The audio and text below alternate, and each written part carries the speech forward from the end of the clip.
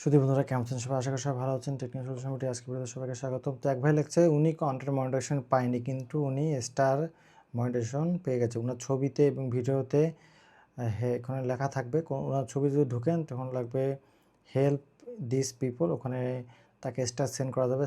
তিনি 127টা স্টার পেয়েছে, তার মূল্য হলো গিয়ে $1.27। এটা যখন $100 হবে তখন আপনি এটা তুলতে পারবেন, কেবল এখানে 1.27। তো এটাও একটা মনিটাইজেশনের আন্ডার পড়ে।